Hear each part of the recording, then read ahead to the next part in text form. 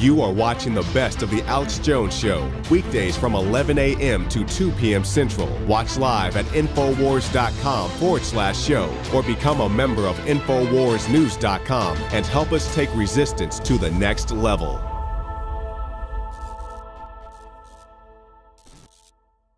You've got the floor. Let's break down the EMP threat. And I know most people understand what an EMP is, but maybe start at the beginning and break down what your book covers.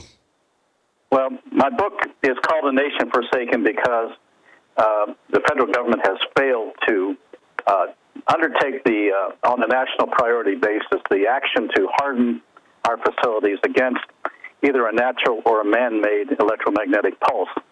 And an electromagnetic pulse is a supercharged form of energy, from X-rays to gamma rays, and to other forms of radio technologies that can actually knock out our national grid system, and also by doing so affect our other critical infrastructures on which our modern society relies. I mean, and I'm talking about life-saving infrastructures that we have come to know and expect in this day and age, such as our food delivery, our telecommunications, our banking system.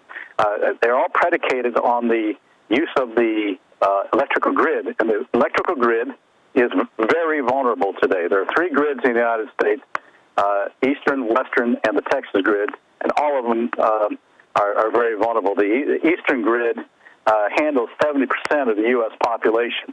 So if a natural phenomenon from a solar flare, for example, were to hit, it would cause some very widespread damage that could actually have an impact for years. For example, NASA has suggested that it could cost upwards of $2 trillion in the first year if we had a direct hit from a solar flare. And we're in that cycle right now where we can expect these solar flares to hit. In addition, it would also affect about 90% of the U.S. population. And we're talking about the urban population. And when I say affect, that means death and starvation. Also, it would affect a minimum of 350 of our large transformers, and we only have about 1,500 of them, and they are almost impossible to replace on a normal basis. And we don't even make them here. We have to get them from overseas, and so all of our critical infrastructures would be affected. There would be a cascading effect. Even if a portion of the grid is knocked out, it will have a widespread effect across the nation in terms of our food delivery, our water delivery, just transportation, our automated control systems, everything that we just take for granted that runs automatically, from our pumping stations to our banking system. That's all automated, but all those would be knocked out. And that's what we would be facing. And this is what, now the man-made would be from a high-altitude nuclear explosion. And nations with a missile and a nuclear device and a will to wreak havoc can do that. And you could also do it, I've read, with a hot air balloon, right? Theoretically, yeah. You could put, and even an orbiting satellite, an orbiting satellite could be a bomb.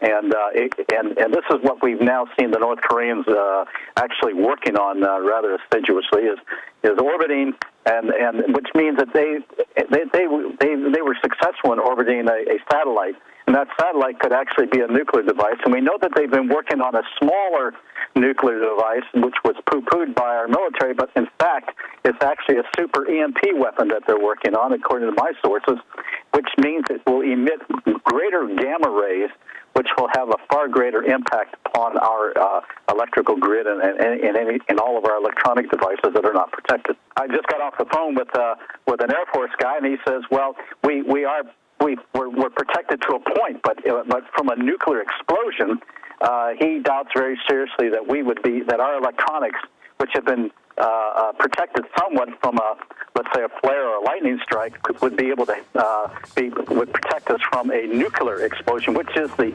most intense that you can get." I know the Pentagon did some tests with EMP themselves back in the 60s with high-altitude nuclear testing. But undoubtedly, the science is settled, to use an Al Gore type phrase. The point is they know that EMP is a serious issue, and I don't really see any time or energy being spent on it. So recap for us, I'm going from memory here, Michael. They've had congressional hearings the last few years. I know that. They debate how much money it would cost to harden things. I see some news reports saying we're due for a big EMP naturally to occur from the sun. I mean, what's the bottom line on this? And then what would it look like if we did see a lot of the power knocked out in the U.S.? I've seen some research papers saying that we may never get the power back on for a long period of time and that we would see societal level collapse. Well, everything you just cited is correct. It has settled. The scientists have concluded that EMP is a very viable threat, whether natural or man-made, and it can affect our very vulnerable electrical grid and electronic components. Everything that we rely upon and take for granted today in our highly industrialized society. While it's made us the greatest industrial power in the world, it's also our Achilles heel, and the bad guys know that. And so you're going to probably see more instances of localized efforts by lone wolves that might want to undertake this. We certainly saw it in San Jose last year. I reported on it back in July of 2013, but it didn't resonate.